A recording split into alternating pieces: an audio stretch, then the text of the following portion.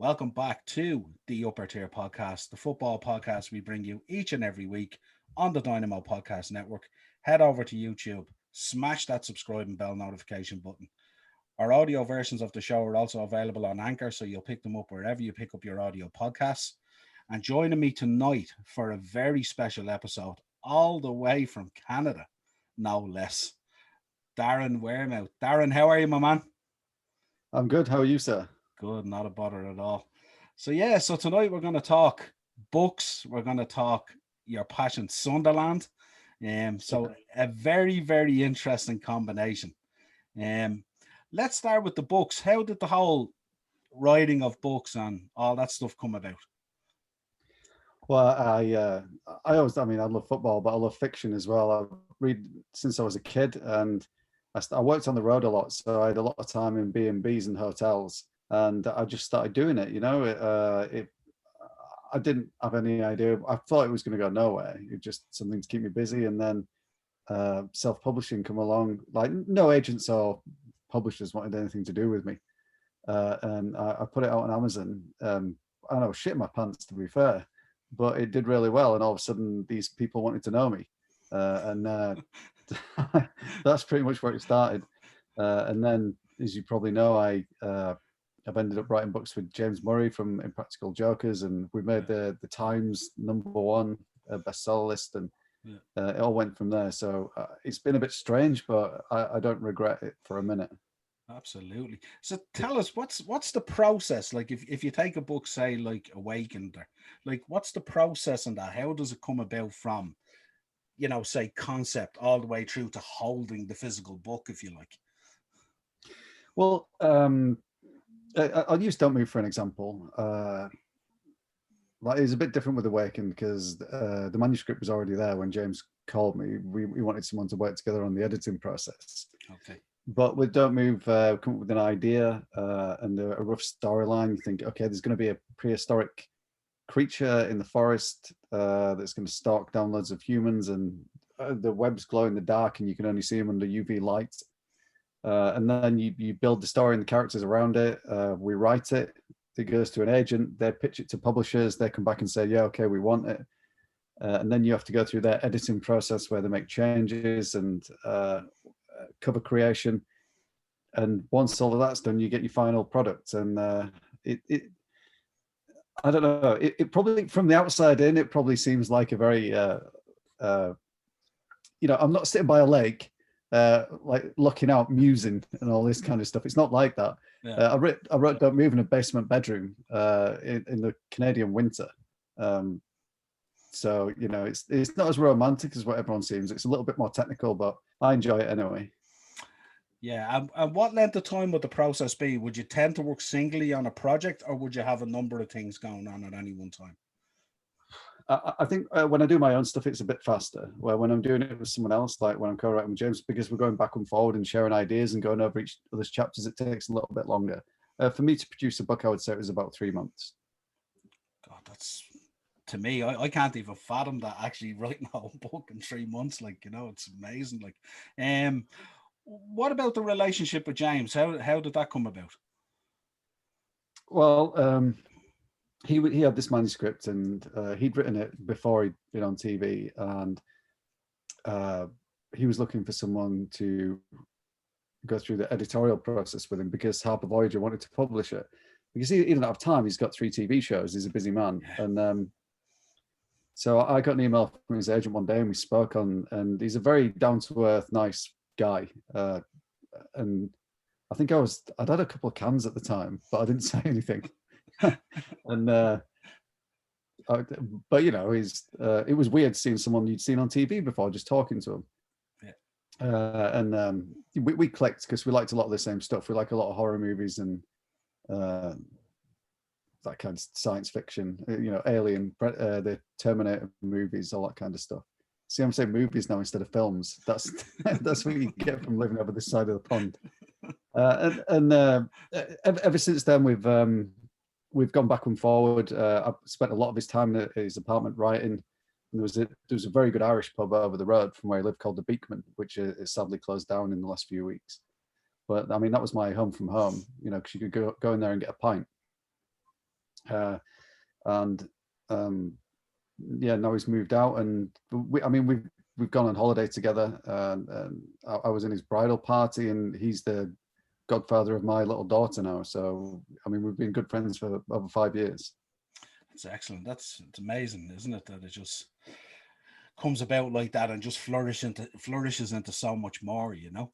Yeah, yeah. So let's talk about the up and coming book, the Stowaway.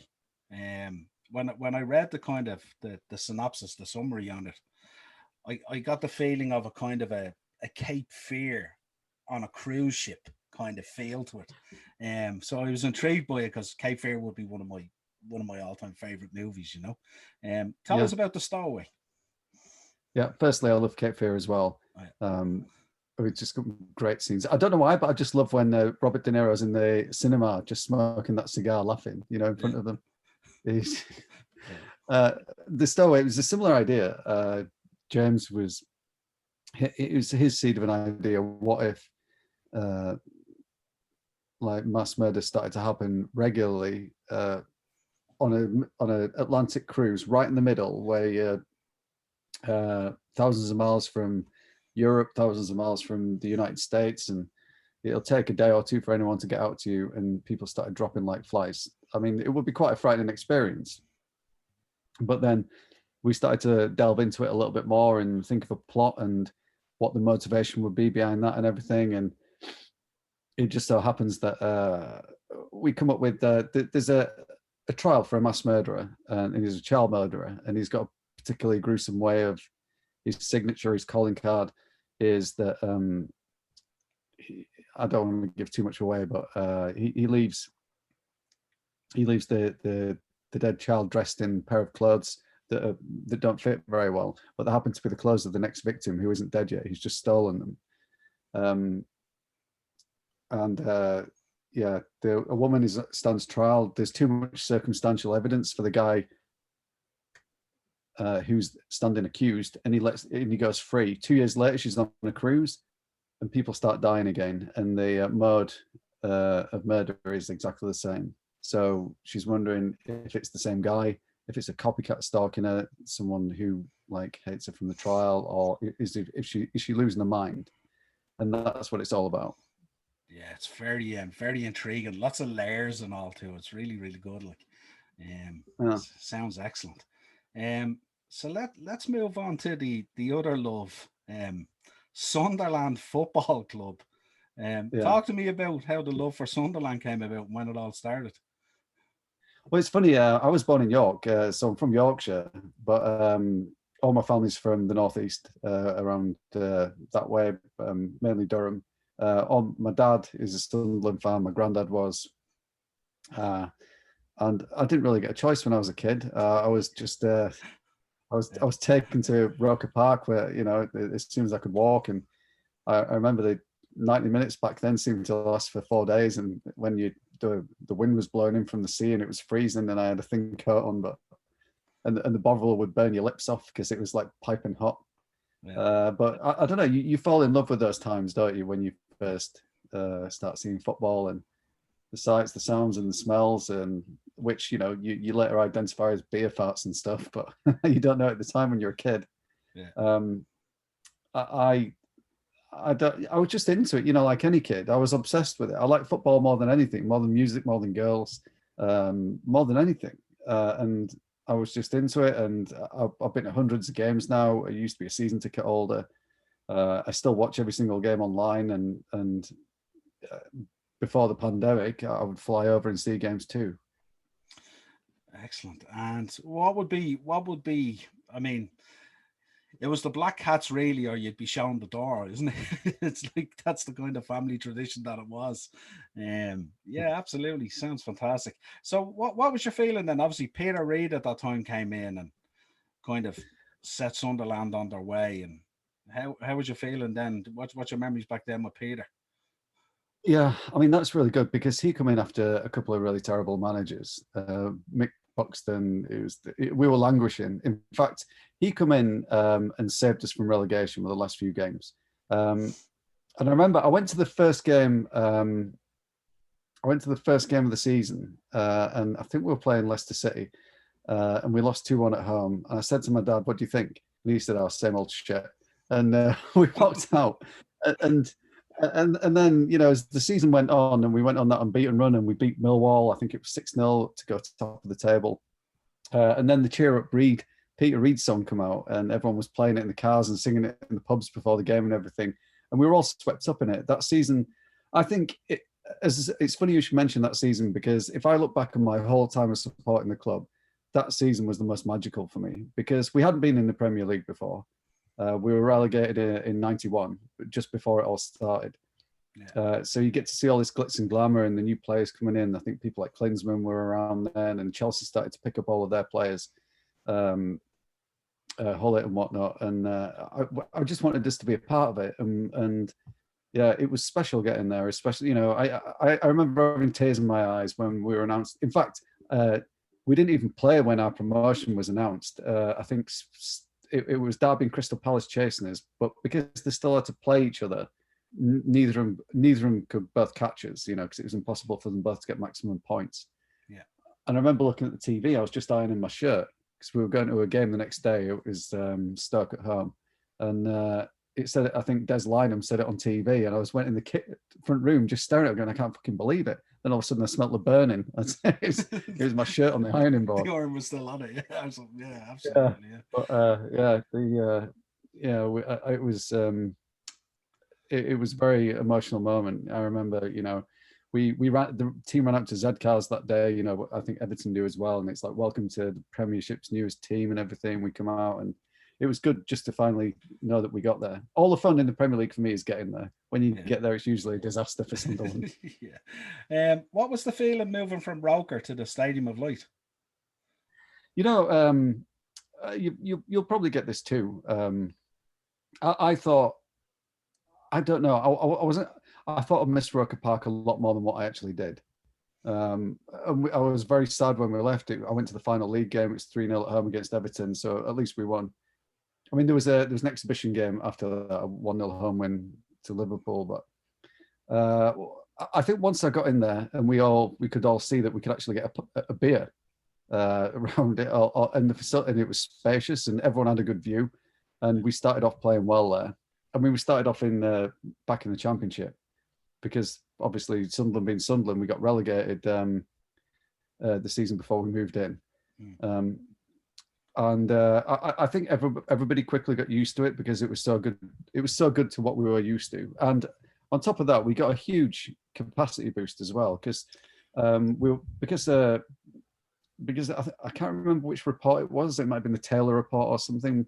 Our capacity at Roker Park was reduced to 23,000, which we sold out every week in the Premier League. Yeah. But most of Roker Park was standing, and that was the problem. So we had to do something, and you couldn't really expand. So we had to move. And when we got in there, and we had I think it started off at 42,000 all seater. It was consequently expanded. Everyone liked it, you know, and Status Quo opened up, you know, the first game before we played Ajax. Yeah. It was good. Absolutely brilliant. It was a beautiful stadium as well at the time. I remember when they opened it, I remember Sky Sports back then. It was really at the pinnacle of Sky Sports coming in and boosting the Premier League and, you know, really creating football stars and this real. I always remember like the build-ups to the Monday Night Football, and, you know, they'd have like the aerial views of the stadium. And I always remember on the Monday Night Football, you'd have an aerial view of the stadium, and it just looked outstanding. It really was the Stadium of Light. Like, you know, I mean, for all intents and purposes in the distance, it looked like a mothership. It was incredible. Yeah. No, that was it. You're totally right, and that was exactly what I was talking about before, about wanting to get there, because I saw how it was all exploding, and it was all like seeing razzmatazz and everything, and yeah, it was good. It was good to finally get there. And when we did get there, our first game back, we lost 4-0 to Chelsea. But there you go.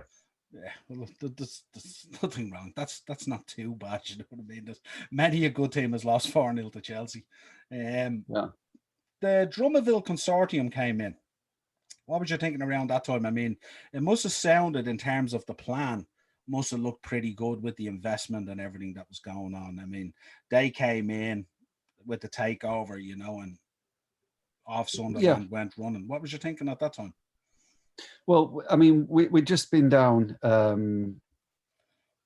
we'd just been relegated at one of our lowest points totals, and it was fairly depressing. And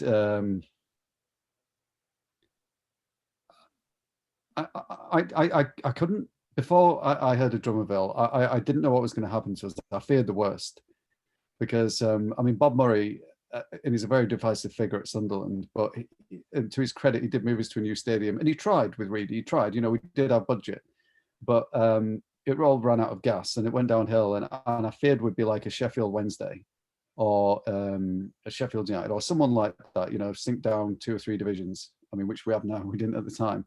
But when Quinn, he said he wanted to come in. I mean, everyone knows now Quinn loves Sunderland and his heart's there.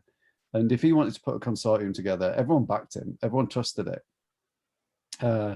And we were all ready to give it a go. And he come in as, I don't know if you remember, but he was manager for a few games. Yeah. When the Drummondville consortium started. And I think he lost 3 out of 3. And then it was announced, I think it was announced on Monday Night Football for some other team that Roy Keane was going to become our manager. And I remember texting my mate saying, well, I mean, what do you think of this? I mean, because it was totally out left field, wasn't it? Yeah. And he said, well, I mean, I don't know. I suppose it could be good. I said, well, I mean, they need their asses kicking and he's the man to do that. And then on Quinny's last game, Roy Keane was in the stands and we beat West Brom 2-0. So at least, he went out on a high in his short managerial career. But I think we were all very, very positive about the whole thing. And the summer after, I actually toured Ireland. I went over with Sunderland and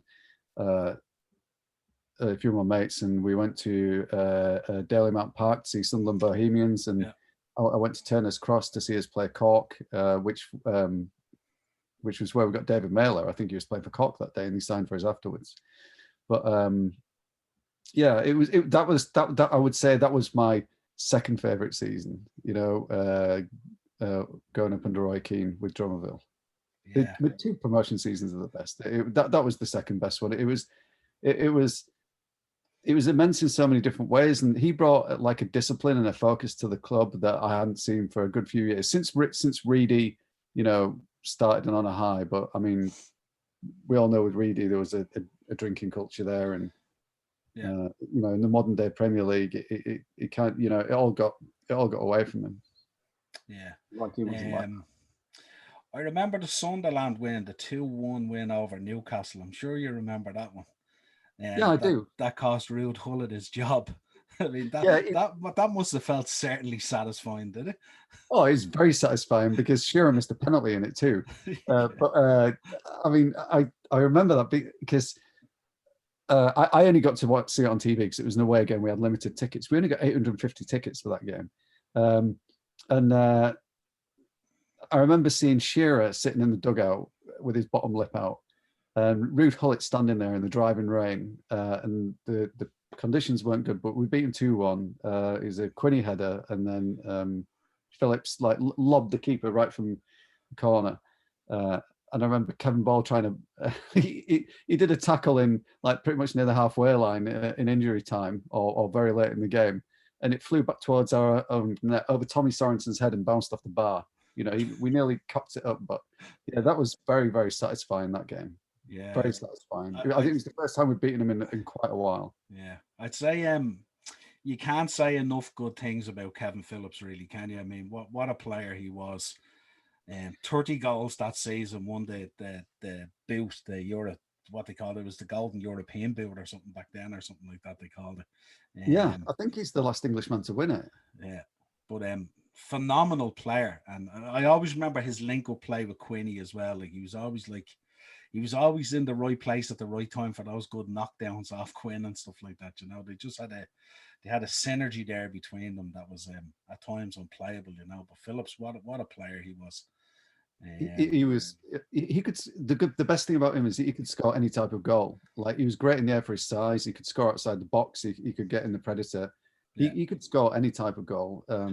It's a funny thing how he developed late, but I think Quinny he doesn't get enough credit for how skillful he was with his feet. I mean, yeah, he was good in the air, but he had a great touch for a big man.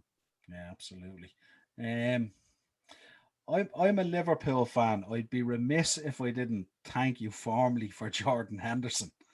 um, who came up from Sunderland, tough time. Yeah, I Didn't mean, fit in straight away.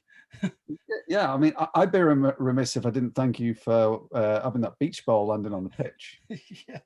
God, remember that? God, you wouldn't get away with it now. It'd be VAR. I know, yeah, but Or what, I mean, maybe you would with VAR at the moment. yeah. Yeah. What's your feeling on Jordan? I mean, He was a good player for Sunderland. I mean, he had a great engine. I mean, he's not.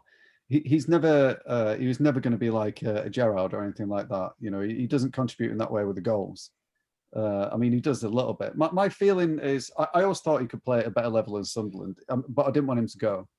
But when he did, he went and he wished us all the best. And I think all the Sunderland fans were pretty proud of him because he's a homegrown boy. When he like lifted those trophies, you know, I think that's that. You know, there's no bitterness there or anything like that. Yeah. I'm just glad that he's done well, and I'm glad that people can appreciate him for the strengths that he's got, because I'm not sure they were quite understood when he first moved there. Yeah, absolutely. So then with back to Sunderland, we get into this merry-go-round of managers, to say the least. No less, Quinn, Short replaces Quinn as chairman. Quinn becomes director of international development. But we get Steve Bruce, Martin O'Neill, Paolo Di Canio, and then all that stuff that evolved then with David Miliband and stuff like that at the time. They were crazy times. Yeah, I mean, it's funny, but I mean, Short. I mean, he. I mean, I don't know if he was badly advised at the end, but I mean, we did spend money on transfers. I mean, like even Moyes, you look at, I think the money together, 20 million together, he spent for Papi Digilabodji and Didier Ndong. But yeah, when you go back to them, like all the fans at the time had no problem when each one of these were appointed. I remember I went to, with a couple of mates, went to the Amsterdam tournament the summer that Steve Bruce was appointed. Played Atletico Madrid, and I mean, I've got to see it was our chance to see us in Europe, so we went over there, and it was a good laugh. But no one complained, you know. Steve Bruce did all right. He wasn't hounded out because he was a Geordie that he claimed. He was hounded out because of poor team performances, and we were slowly getting worse and worse. It was the second season in a row we had horrendous unbeaten runs, and we were like fourth bottom. So I understood why he went at the time. Martin O'Neill, again, he come in and he give everyone a lift, and he was very good tactically against people like Swansea and everything. But there was a feeling around that his tactics were a little bit old fashioned. And you know, in the modern game and everything, you needed a little bit more than that. And I think he was a lovely guy. You know, he's a nice guy. Yeah, I think. I mean, we'll never know. I mean, he just comes across as that. But I don't know. I just think there was something, and a few managers have alluded to this. There was something rotten at Sunderland during those years, and I don't know if it was through procurement, who was calling the shots, how the budgets were being handed out, who could get what. But things only ever seem to work in a short term. It's like that new manager boost, and as soon as that wears off after a season, they were stacked, and then they bring another man in, another, and it was a revolving door. And I thought we'd finally seen an end to it when we got Sam Allardyce in, because he seemed to, you know, his passion and drive. And but Sunderland fans don't mind if people give 100% and you lose. I think what we have a problem with is if you don't give 100%. And a lot of the signings we were getting in didn't seem to give a shit about the club. And it was a very sad, timid end to our Premiership. And David Moyes said he was in a relegation battle like 3 weeks into the season. Who says that and gives the players any kind of confidence? Yeah, it's a bit early to be making a call like that. Talk about Gus Poyet when he came in, got you to a League Cup final.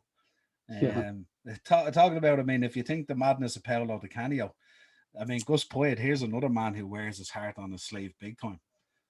Yeah, I mean, Di Canio was a funny one, wasn't he? And again, you know, we'll always love him for winning that derby 3-0 away and running along and skidding on his knees in his suits on the touchlines.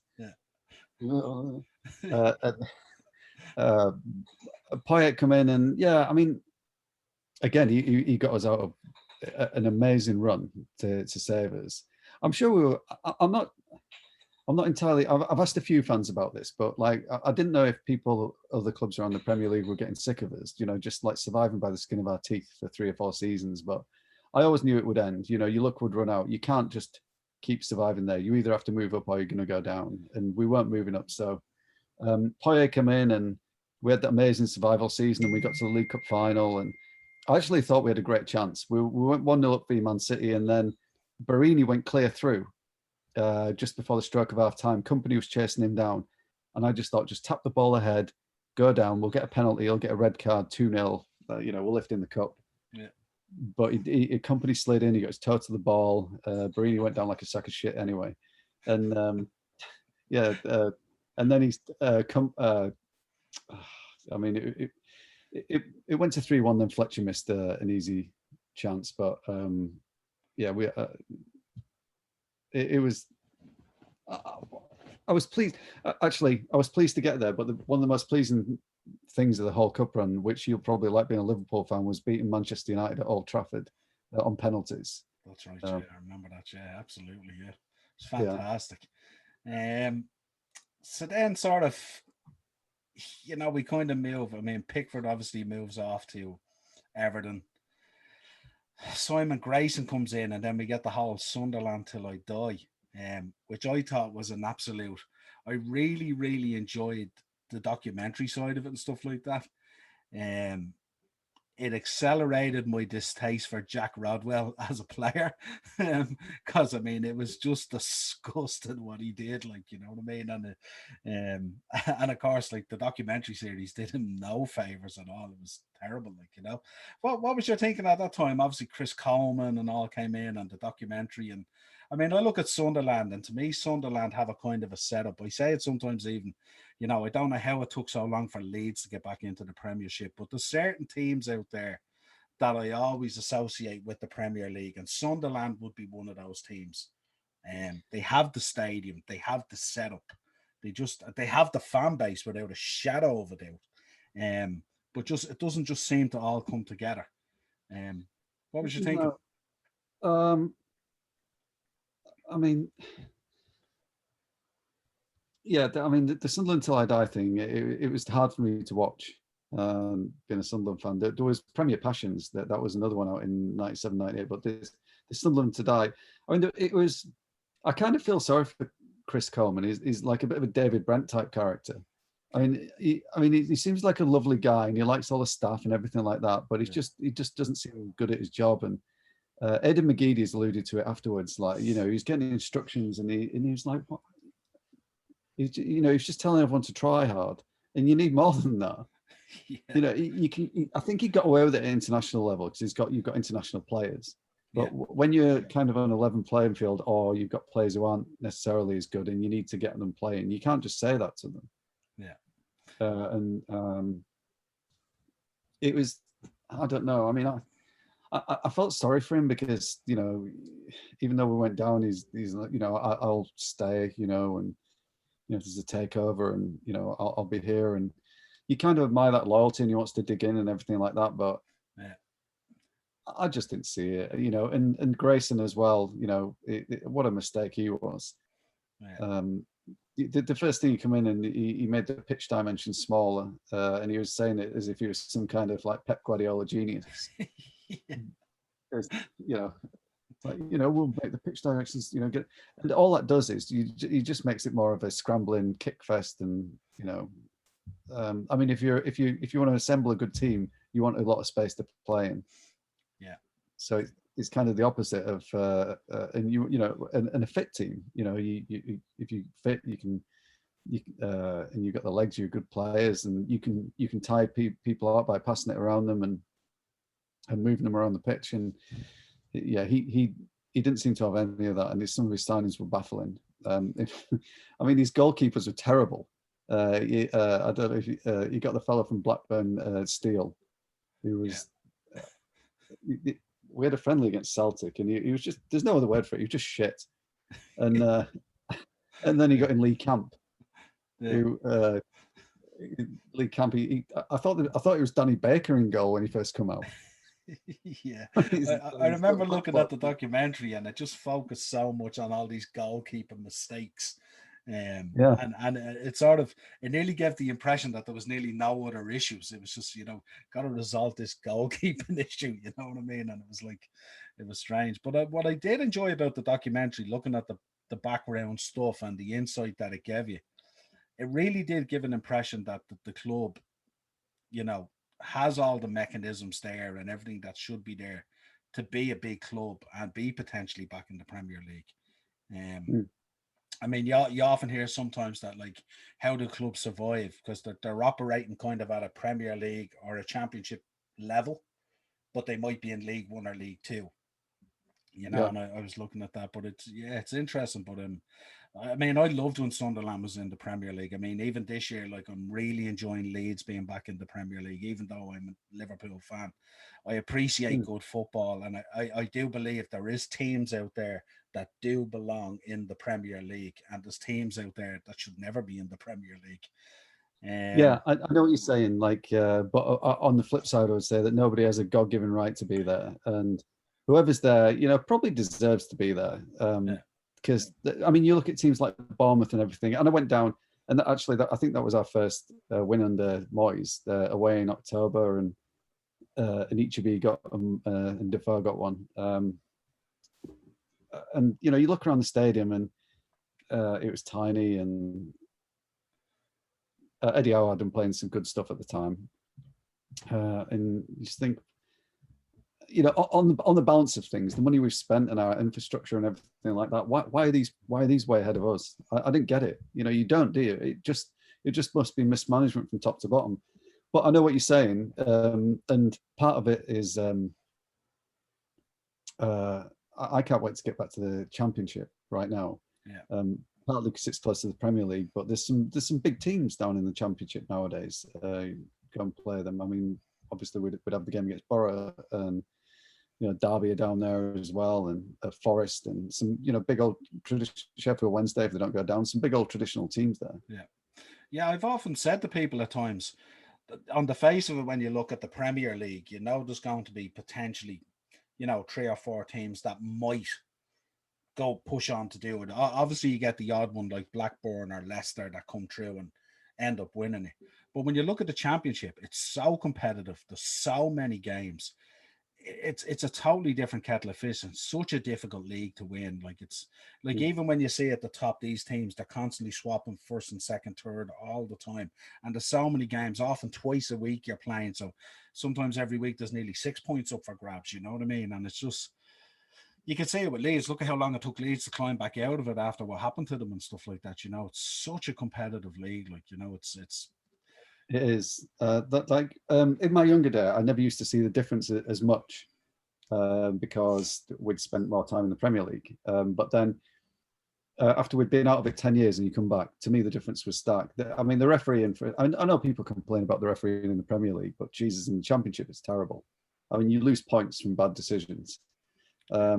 It's a lot more physical, and teams are prepared. You can get bullied, where it's a little bit harder to do that in the Premier League.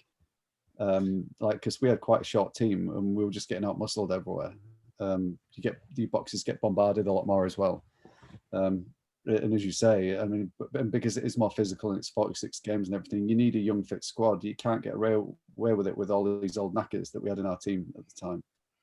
So it is competitive, and it is different to the Premier League. You do need different types of players to get out of there. But the sad thing is, it isn't always the players who get you there that they'll keep in the Premier League, which, I mean, it seems unfair, but it's just the way it is. Yeah, you really have to nearly take a punt, don't you, and sort of, take a risk on the money you're going to earn off being in the Premier League and push it in there nearly in advance to cement you in there nearly, Yeah. Couple of questions for you. Favorite player? What, of all time? Of all time, or favorite Sunderland player, whichever. Or both. My favorite players are obviously. I mean, when I was a young boy, like young teenager and everything, it was Marco Gabbiadini. Quinny and Phillips, are up there, but I won't be able to pick the two. But probably Gabbiadini, because I was as a young kid, and the more your idols, then aren't there, than just like favorite players. So he's not the best player, but he was my favorite player. Yeah. Favorite goal.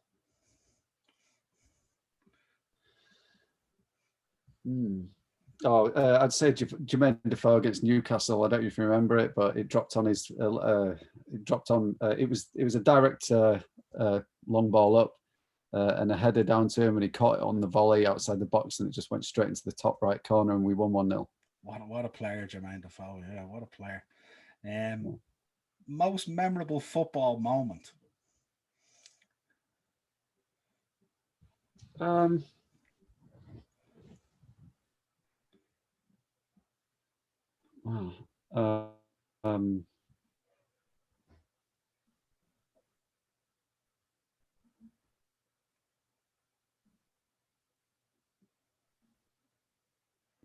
I would have to say Mickey Gray missing that penalty at Wembley against Charlton in '98.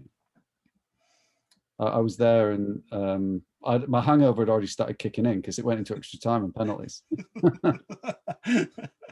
And that was just the cherry on the cake. Excellent. Here's always a good one I like to ask. If you could have dinner with anyone, alive or deceased, doesn't have to be football related, anybody, who would it be? Oh, geez. Dinner with anyone? Probably Woody Harrelson, because he seems like a good laugh, and I like his films. Absolute great choice. Great choice. Who would you have dinner with? God, I don't know. It'd have to be someone like, I suppose in football in terms, it'd have to be someone like Kenny Dalglish or, one of the boys from back then. I'd say probably Shankly or Bob Paisley, I'd say, would be amazing in terms of football.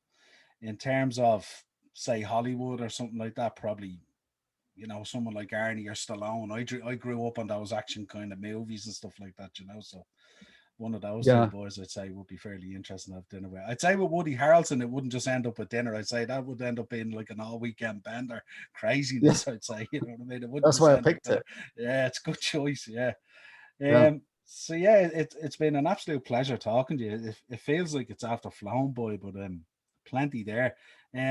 Tell our viewers and our listeners where can they find yourself and the books and all that kind of stuff. I'm on Twitter at Darren Wearmouth. That's DARREN WEARMOUTH, and same on Facebook and Instagram. It's all the same stuff. You can find more about me in the books there. And it's been a pleasure talking to you anyway. It's good reminiscing. Yeah, it's always good reminiscing about football. Absolutely. Good and bad. That's why we love it though, isn't it? Because all those lows make the highs so much sweeter. Yeah, absolutely. Here, I'm a Liverpool fan. I'm 30. I was 30 years waiting. Highs and lows, lows and lows, and one high. The last time Sunderland won the league, like the referees were wearing top hats. So I've been waiting. My dad's been waiting. My granddad was waiting. Yeah, one of the lads in on the network that we do there, he said he had a look at your Twitter there, and he's dying to get you on it. He does a show on our network called The Flaming Puck, because you're a Toronto Maple Leafs fan. He's a Calgary Flames fan, and he said he'd love to get you on the show to have a chat about ice hockey and about the books and stuff like that. So I must get him to hit you up. Well, you should do. I'm actually moving to Calgary in 4 weeks. Oh, okay. From Ontario, but once you get a team, you can't change, can you? Yeah, absolutely. He's obsessed. He's probably the most obsessed Irish man I know who's into ice hockey. He's just enthralled by the Calgary Flames. He loves Bret Hart from the wrestling, anything to do with Calgary. He just loves, he's just crazy at it. But he told me to mention that he'd love to have you on, obviously, All right, yeah. Well, you can fill his boots. I watched the Leafs every game as well. It's it's only a 50-odd game season this year, but it's usually 80. They play every 2 or 3 days, so you're not short of. You don't have to wait a week or like 2 weeks when it's international. Yeah, ice hockey is a different breed of fan as well, isn't it? Because I see some of the fans he has on the show, and their houses look more like bars. They're just decked out with memorabilia, just like, booze, memorabilia, and just like ice hockey fans seem to be absolutely crazy from the outside looking in. Yeah, yeah, I mean, they certainly like it, but I mean, my wife's a big Maple Leafs fan as well. I can't wait till all this is over and I can take her to the stadium. I like to show her a real atmosphere. Yeah, absolutely. Well, as always, listen, it's been a pleasure, Darren. Thanks a million for taking the time for coming on. As always, head over to YouTube, Dynamo Podcast Network, smash that subscribe and bell notification button, and also on Anchor for audio versions. This has been our episode with Darren Wearmouth, and it's been an absolute pleasure. Darren, we shall talk to you again. Thanks for coming on. No, thank you for having me. It was a pleasure as well. Cheers.